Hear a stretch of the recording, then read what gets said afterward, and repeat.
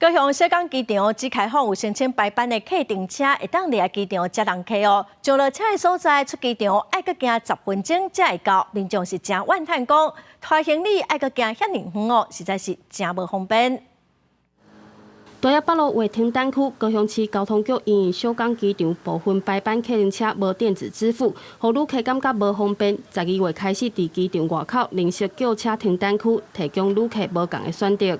台籍的旅客，因为他们对机场排班计程车的素质，他们很反感。航空公司的机师直接告诉我们，他宁可走出来做 Uber， 他也不愿意在里面打小孩。机场内底的排班客运车，互感觉素质不一，但对机场行到机场外口的停单区，要至少10分钟，尤其拖行李更加无方便。不少旅客希望开放一般的客运车入来机场，多一个选择，就是可以除了捷运啊、客运之外，他们可以按自己需要更好的时间安排。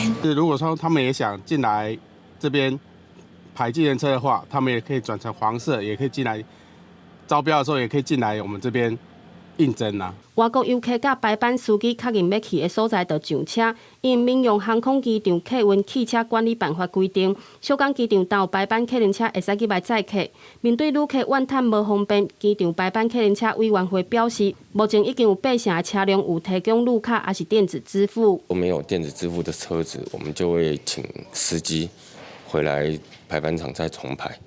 对，所以目前来讲，应该整个电子支付会越来越多。委员会表示，明年开始会以内规要求司机装电子支付系统，嘛已经定相关的公约，要求会员遵守规定。台湾客运车若想要入来机场载客，应该依规定申请。记者陈焕武、柯正俊高雄报道。